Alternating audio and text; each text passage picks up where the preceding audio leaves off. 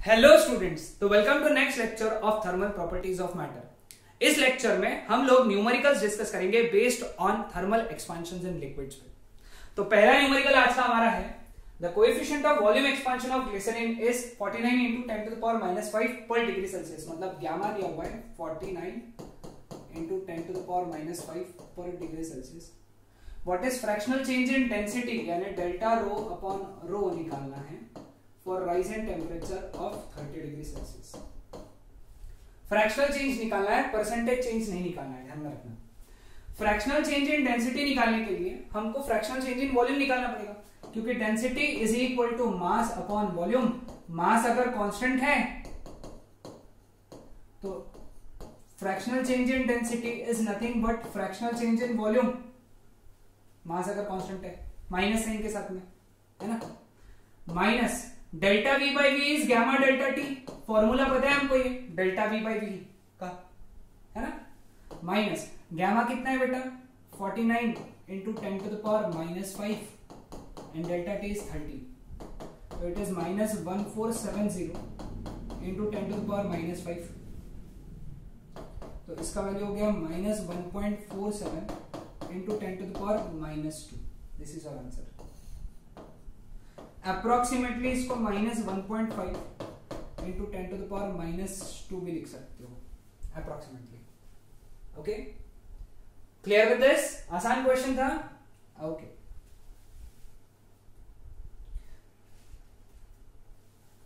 Next question. Next question क्या है, देखो यहाँ पे। A vessel is completely filled with water. How much? 500 grams of water and 1000 grams of mercury.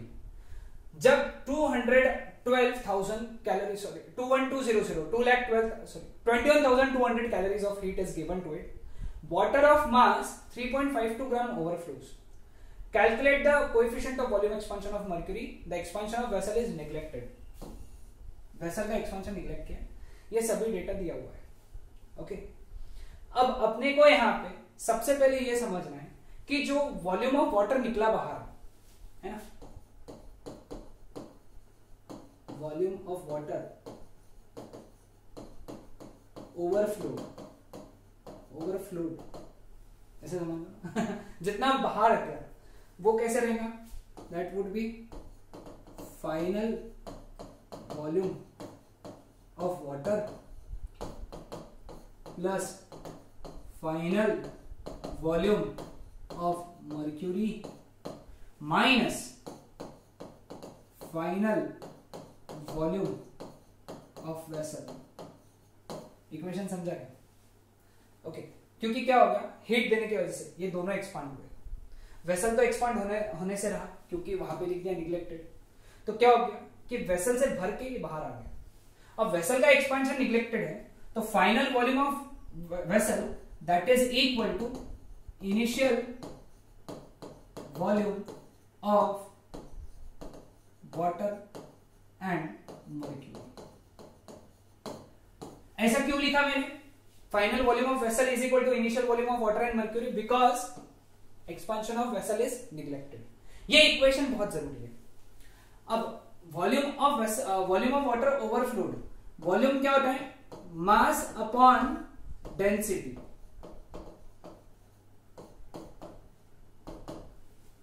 लेकिन mass upon mass कितना overflow हुआ 3.52 ग्राम्स, और डेंसिटी लेंगे हम लोग उसका rho final of water. Rho W नहीं लूंगा, रो डब्ल्यू तो इनिशियल है, क्योंकि टेम्परेचर बढ़ गया है ना, तो डेंसिटी भी बदल गई इसकी। Okay, what is final volume of water? Final volume of water is initial volume of water bracket में 1 plus gamma water theta, where theta is rise in temperature। ये initial volume of water.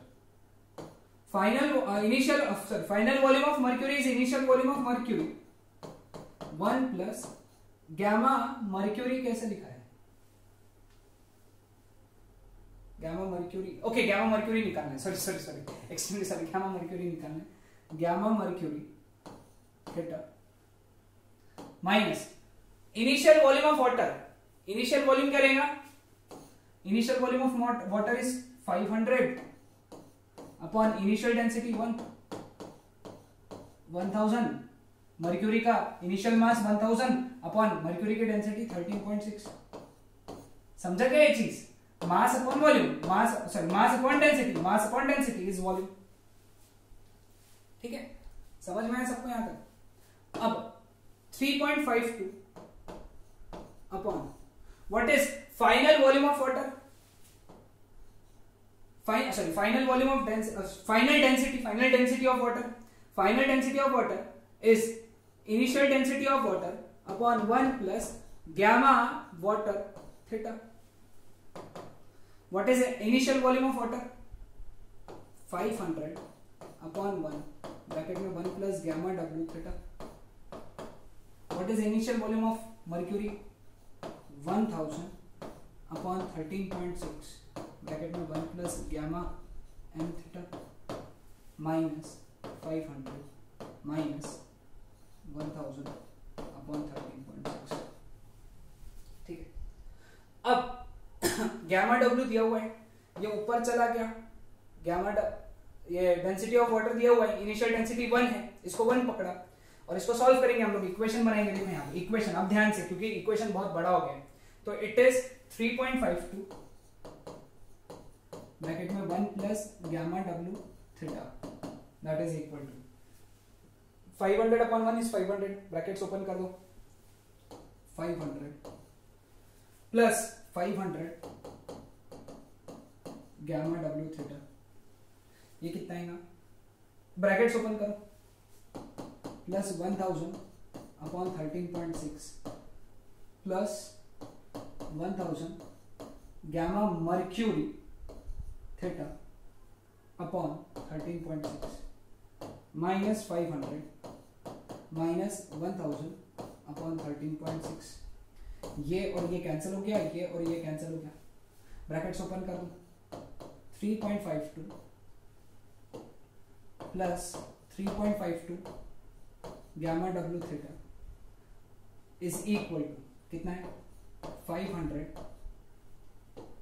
Gamma W theta plus 1000 gamma M theta upon 13.6।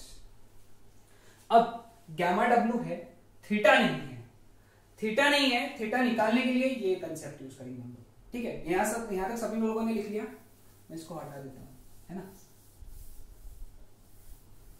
देखो, जब 21200 calories of heat दिया तुमने, तो दोनों का temperature बढ़ा, वाटर का भी बढ़ा, मर्क्यूरी का भी बढ़ा। कितने से बढ़ा?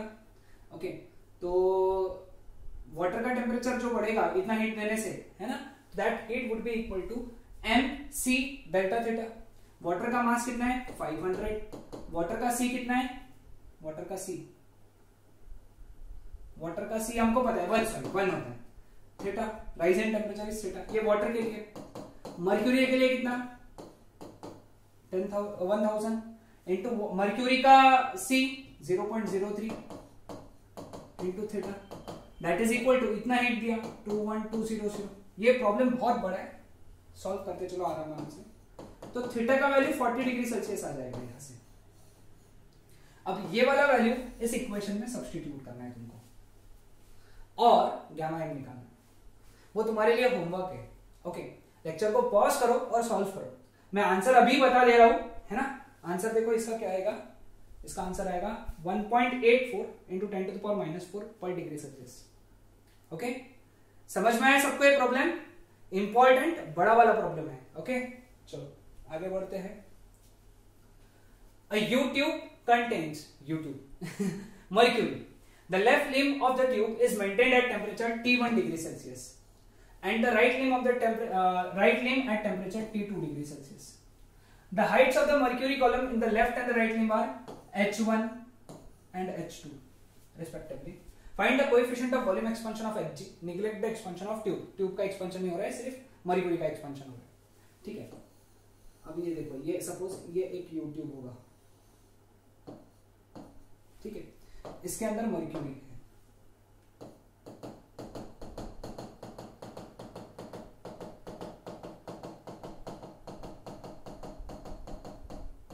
ठीक है, अलग अलग हाइट का मर्क्यूरी है, H1 H1 हाइट है सपोज ये लेवल से, और ये लेवल से ये हाइट H2 है। Okay, right link temperature T2 पे, करेक्ट है। ओके, इधर टेम्परेचर T1 है, इधर टेम्परेचर T2 है, ठीक है। अब तुमको निकालना है वॉल्यूम एक्सपांशन। अब यहां पे प्रेशर सेम रहेगा, लेट अस से इसको पार्ट को बोलेंगे 1 और इसको पार्ट को बोलेंगे 2। तो pressure at 1 is equal to pressure at 2, equilibrium की कंडीशन है। ओके सॉरी, इक्विलिब्रियम की कंडीशन है कि 1 पे जो प्रेशर है वही 2 पे प्रेशर है। अब 1 पे प्रेशर कितना है, P0 प्लस H1 ρ1 G, और 2 पे प्रेशर कितना रहेगा, P0 plus H2 ρ2 G, P0 cancel, H1 ρ1 G is equal to H2 ρ2 G cancel, तो H1। अब ρ1 यानी हम लोग क्या लिख सकते हैं यहाँ पे, H1 upon H2 is equal to ρ2 upon ρ1, है ना, हम लोग ये लिख सकते थे ना यहाँ पे, क्लियर। अब ρ2 का वैल्यू क्या है, ρ2 का value ρ1 upon 1 plus gamma T2 minus T1। अगर T2 को ज्यादा पकड़ा अपन ने, T2 is greater then T1, तो है कि नहीं। सब्स्टिट्यूट करेंगे तो यहां से ρ1 का वैल्यू कितना मिलेगा, ρ2 ब्रैकेट में 1 plus gamma T2 minus T1, ये वाला वैल्यू डालेंगे यहाँ पे, तो H1 upon H2 is equal to ρ2 upon ρ1 के जगह ρ2 ब्रैकेट में 1 plus gamma T2 minus T1, ρ2 cancel, उल्टा कर दो इसको, तो H2 upon H1 is equal to 1 plus gamma T2 minus T1, ये इधर चला गया, तो क्या आएगा, H2 upon H1 minus 1 is equal to gamma T2 minus T1। तो देयरफॉर क्या निकालने बोले अपने को, कोएफिशिएंट ऑफ वॉल्यूम एक्सपेंशन में यानी गैमा निकालने बोले, है ना। ये इधर से एक्सपांड, इसको अगर हम लोगों ने सॉल्व किया तो it is H2 minus H1 upon H1, और ये T2 माइनस T1 लग गया, तो इट इज ये हो गया गैमा का फॉर्मूला, सॉरी की वैल्यू। समझा सबको, आसान था। ओके चलो आगे बढ़ेंगे हम लोग। नेक्स्ट प्रॉब्लम, अब body is floating inside a liquid, floating बोला है।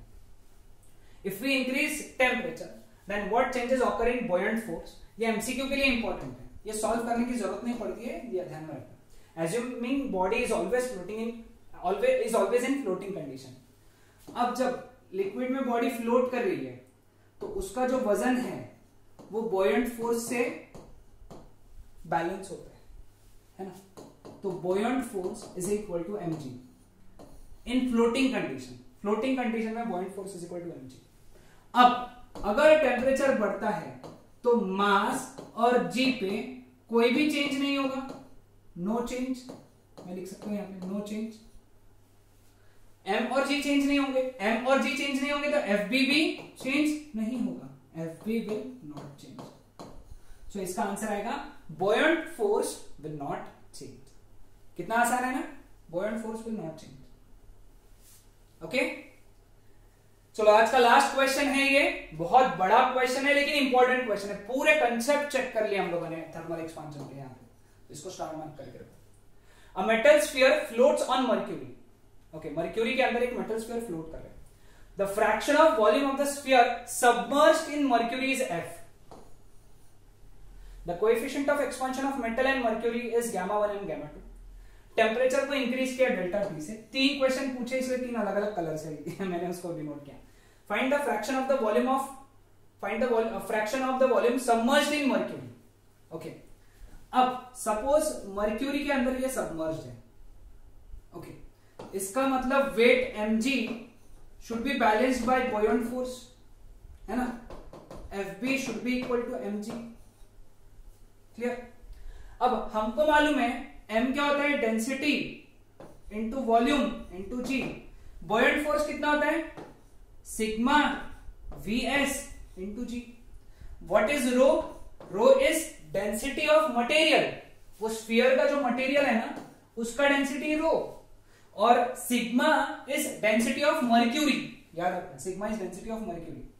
g और g कैंसिल हुआ, तो यहां से क्या मिला अपने को, Vs upon V is equal to rho upon sigma. तो पहला आंसर आ गया, find the fraction of the volume submerged in the mercury, ये यानी small f is equal to rho upon sigma. This is your answer पहला वाले का। पहला वाला कितना जल्दी आया है ना, rho upon sigma. What is rho? Rho is density of sphere, density of metal या मेटल, हाँ डेंसिटी ऑफ मेटल बोलेंगे हम लोग, and sigma is density of mercury.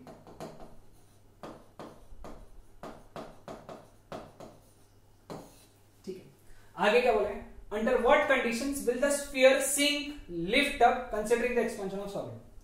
अभी सपोज अपन ने टेम्परेचर बढ़ाया इसका, ओके, टेम्परेचर इंक्रीज किया डेल्टा टी से, so what is going to happen, क्या होगा यहाँ पे, ओके, यहां पे एफ डैश चेंज हो जाएगा,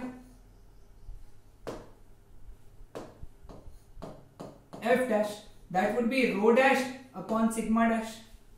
F is equal to rho by sigma, तो F dash is equal to rho dash upon sigma dash. लेकिन रो डैश का फॉर्मूला क्या है, rho upon 1 plus gamma 1 delta T, और सिग्मा डैश का formula क्या है, sigma upon 1 plus gamma 2 delta T.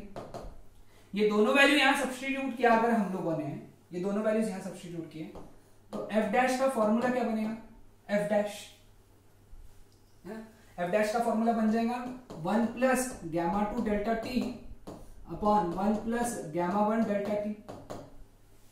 ठीक है, अब अगर suppose gamma 2 is greater than gamma 1 होता है, gamma 2 is greater than gamma 1 होता है, तो इसका मतलब इसका जो न्यूमरेटर है वो बढ़ जाएगा, डिनोमिनेटर छोटा हो जाएगा। लेकिन न्यूमरेटर क्या होता है हमेशा, numerator is volume submerged, volume submerged. Numerator यानी क्या होता है, ये क्या कौन सी टर्म एक्सप्लेन करता है, जितना वॉल्यूम पानी के अंदर है वॉल्यूम सबमर्ज्ड। तो इसका मतलब क्या है, सबमर्ज और होगा, और ज्यादा सबमर्ज होगा, मतलब वो सिंक होगा। अगर गैमा 2 लेस देन गैमा 1 है, मतलब न्यूमरेटर डिक्रीज होगा, डिनोमिनेटर इंक्रीज होगा, यानी वॉल्यूम सबमर्ज कम होगा, मतलब वो लिफ्ट अप होगा। लिफ्ट अप यानी ऊपर उठेगा, वो ऊपर उठेगा यानी बाहर आएगा, सबमर्ज होगा यानी अंदर जाएगा। और gamma 2 is equal to gamma 1 अगर है, ओके, तो उस केस में नो चेंज आएगा, जहां है वैसा ही रहेगा। समझा? तो दूसरे वाले का भी आंसर आ गया। Now if we neglect the expansion of solid, determine the temperature rise at which solid is completely immersed. Completely immersed यानी F dash is equal to 1, ये ध्यान में रखना, बहुत इंपॉर्टेंट है ये जो कंप्लीटली इमर्स्ड की कंडीशन है ना, that is F dash is equal to 1। लेकिन तुमको क्या करना है, neglect the expansion of solid, solid का एक्सपांशन निग्लेक्ट करना है। सॉलिड का एक्सपांशन निग्लेक्ट यानी ये टर्म निग्लेक्ट कर देना है, गैमा 1 है ही नहीं ऐसा समझना है। तो उस केस में एफ डैश का फॉर्मूला बन गया 1 प्लस गैमा 2 डेल्टा टी, है ना, F dash is equal to 1 plus gamma 2 delta T, है ना। नहीं सॉरी, एक्सट्रीमली सॉरी, यहाँ पे एक टर्म रह गई अपनी, ये एफ की टर्म थी, सॉरी एक्सट्रीमली सॉरी, यहाँ पे एफ की टर्म रह गई थी, वैल्यू सब्स्टिट्यूट करेंगे तो एफ आ जाएगा। तो उस केस में F dash would be equal to, वो नोट डाउन करना है यहाँ पे, एफ कर F 1 plus gamma 2 delta T, ठीक है, समझना। लेकिन अगर वॉल्यूम, अगर वो क्या बोल रहे हैं यहाँ पे, कंप्लीटली सबमर्ज्ड है, तो F dash is equal to 1 होगा, है ना।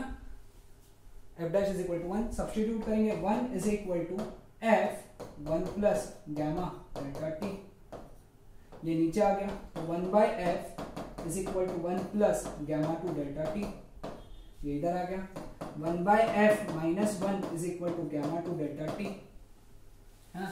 चलो इधर सॉल्व कर लेता हूँ, उसको सॉल्व किया, 1 minus F upon F is equal to gamma delta T. Temperature पूछा आपने को, चेंज इन टेम्परेचर, तो change in temperature is 1 minus F upon gamma F,